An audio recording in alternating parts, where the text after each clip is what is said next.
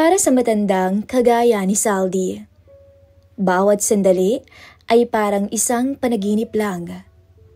Hindi niya inakalang mararanasan pa niyang maglaro ng apoy kasama ang kanyang balikbayang amo. Sa edad niyang lampas 50, pakiramdam niya ay muling bumata ang puso niya ng mga sandaling yun. Naging inspirasyon niya ang dalaga. Kahit siya ay pagod at antok, isang ngiti at halik lang ni Bianca ay sapat na para mabuhay muli ang kanyang diwa. Welcome to Miss Callie. Tara na at sama-sama nating pakinggan ang kwento ni Saldi.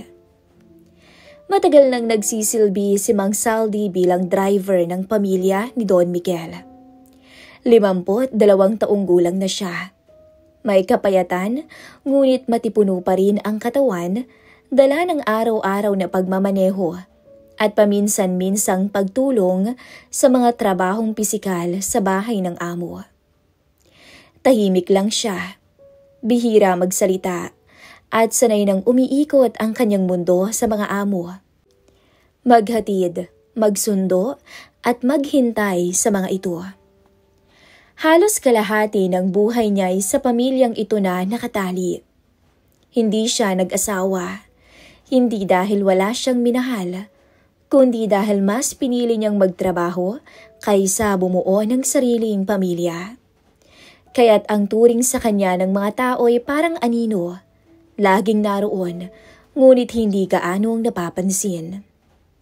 Isang araw ng Mayo, pinatawag siya ni Don Miguel. Saldi, ikaw nang susundo kay Bianca sa airport. Siguraduhin mong maayos ang biyahe niya. Opo, sir. Mabilis na sagot ni Mang Saldi. Si Bianca, ang nag-iisang anak ni Don Miguel at Doña Celia.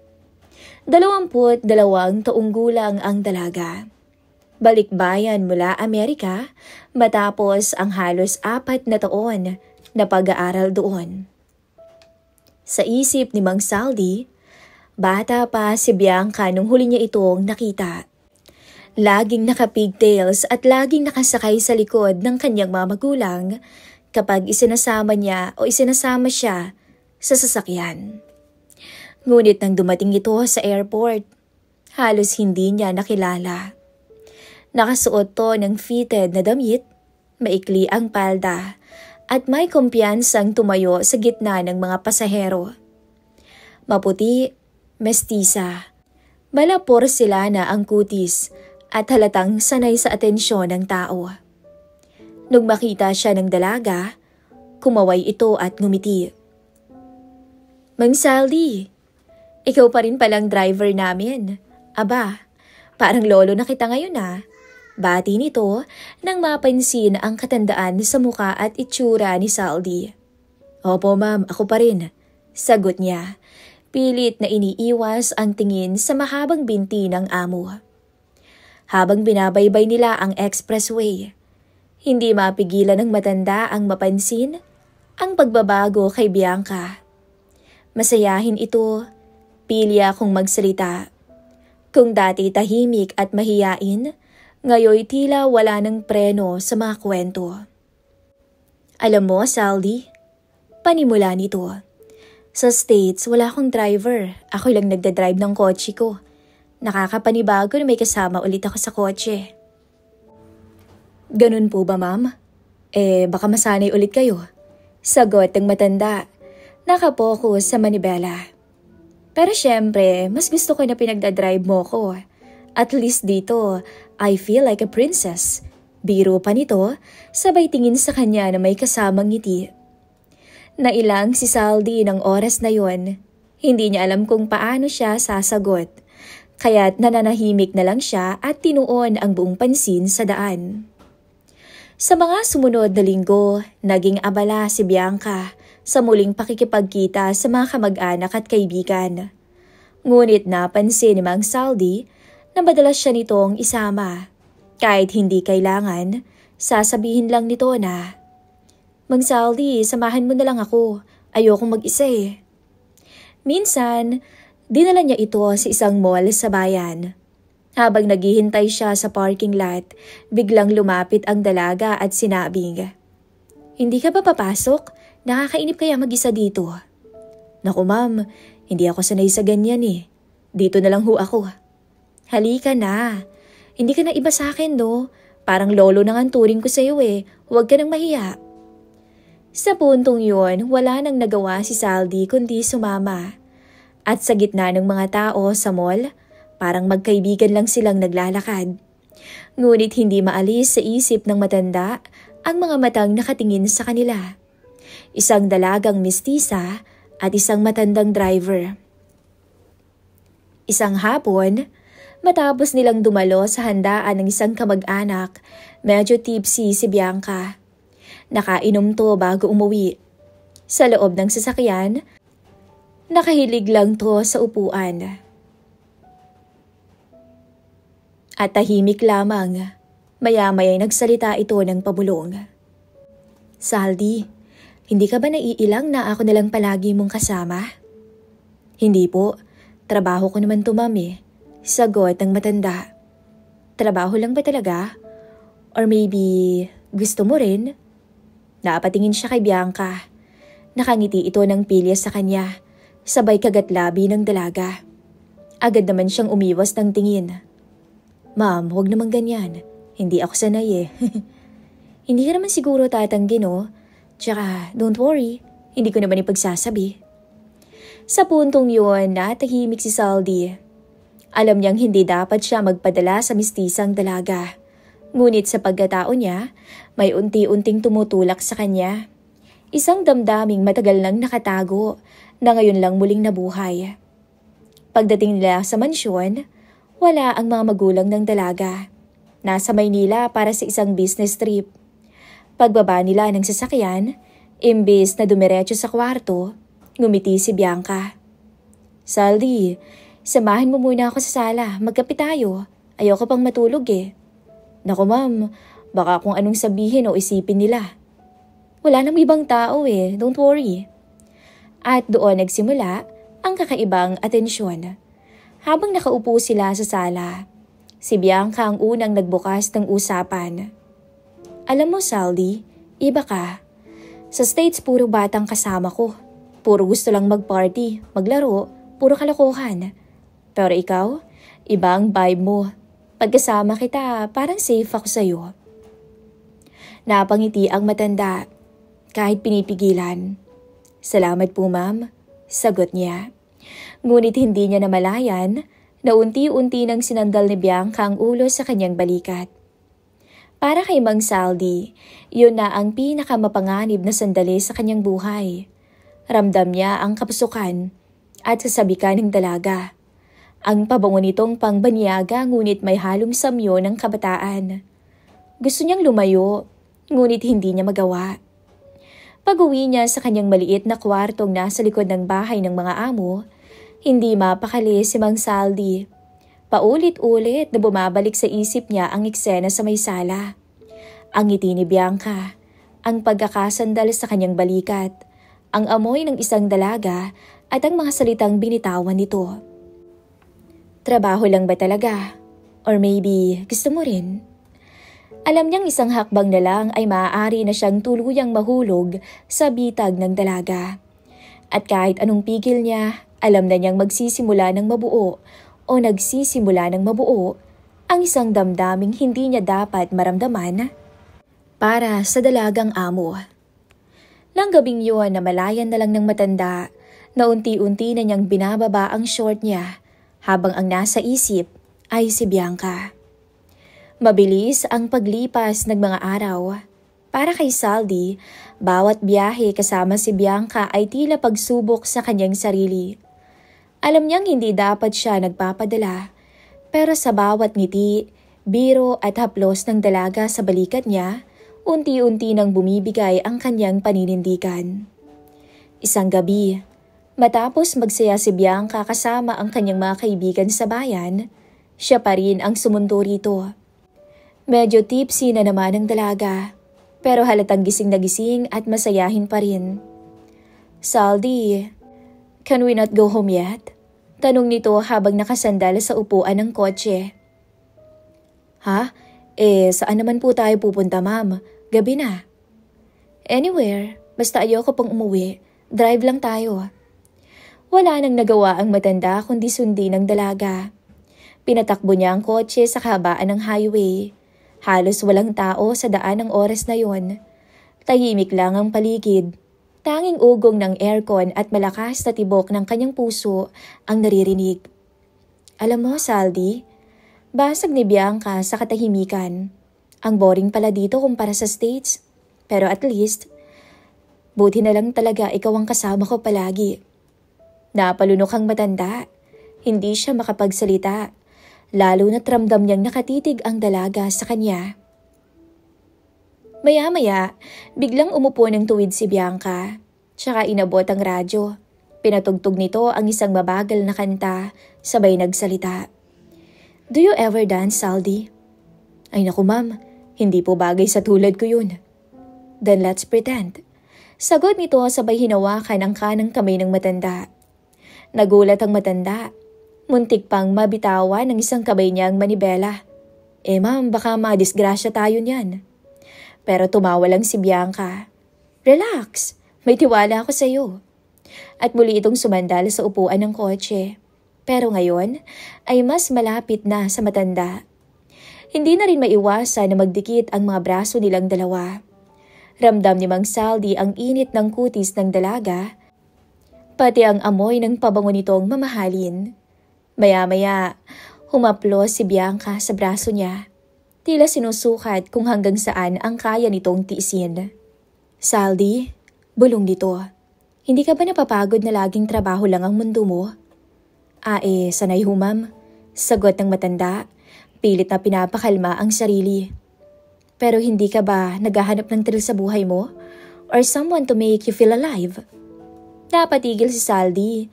Sa mga salitang yun, alam niyang wala ng atrasan. Huminto siya sa isang madilim na bahagi ng kalsada. Walang dumaraan na sasakyan, walang makakakita. Pigilang hininga niya nang lumingon siya sa dalagang amo.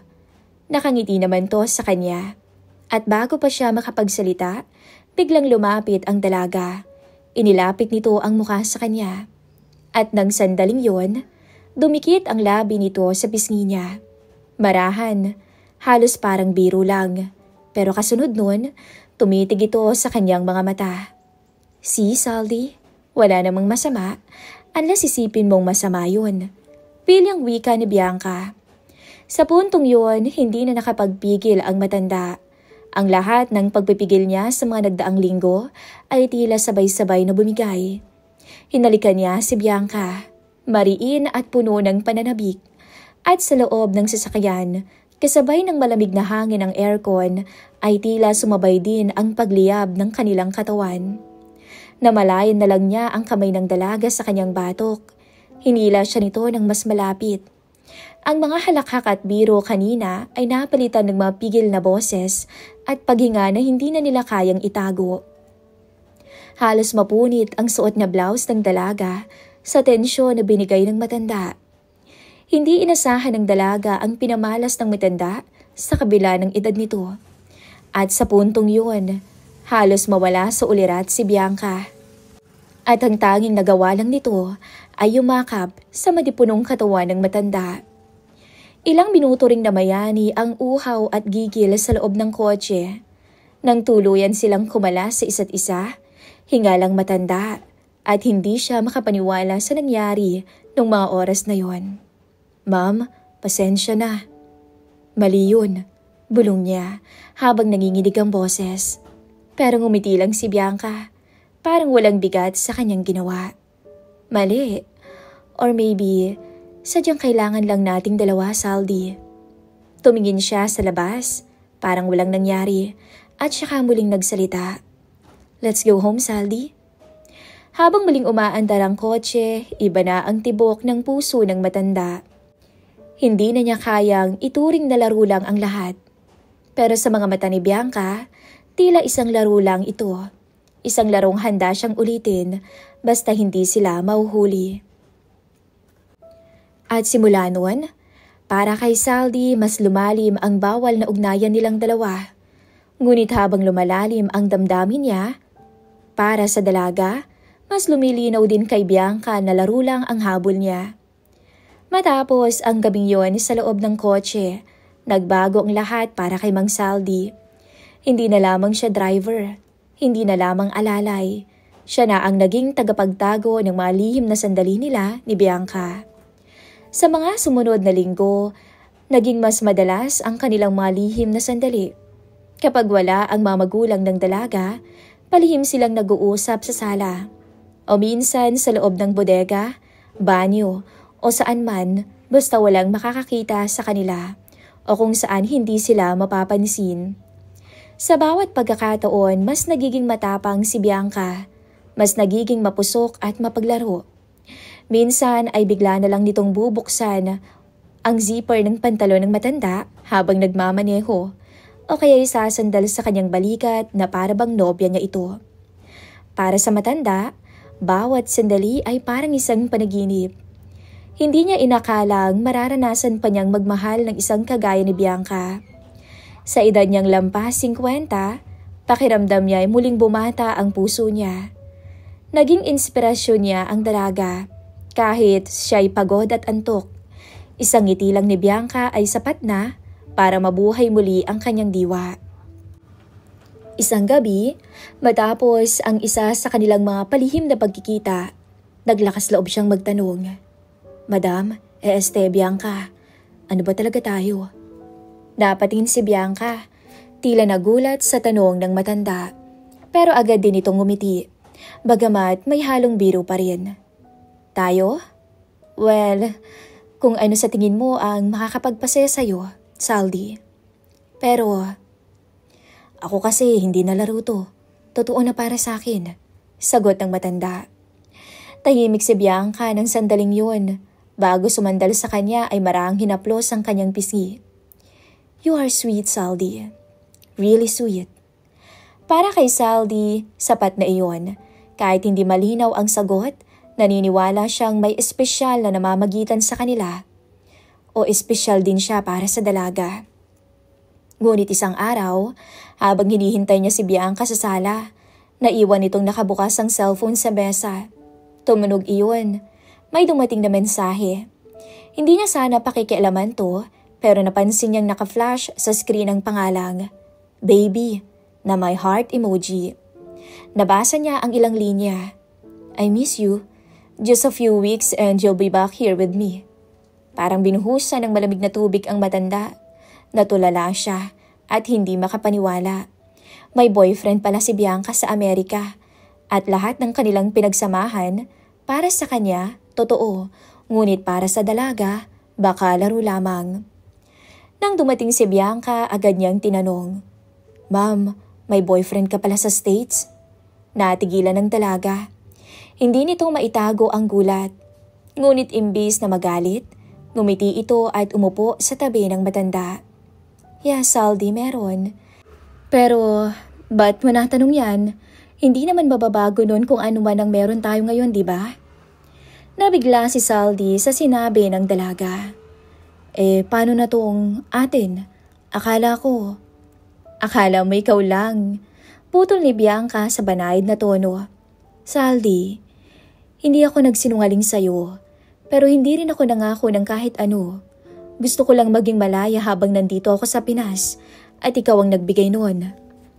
Marahang gumuho ang mundo ng matanda. Hindi siya makapagsalita ng oras na yon. Nakaramdam siya ng pait at selos, ngunit higit sa lahat, ng takot na mawala si Bianca sa buhay niya. Hinawakan ng dalaga ang kanyang kamay nang mahalatang nalungkot ang matanda. "Don't look so sad, Saldi. Naging special ka sa akin.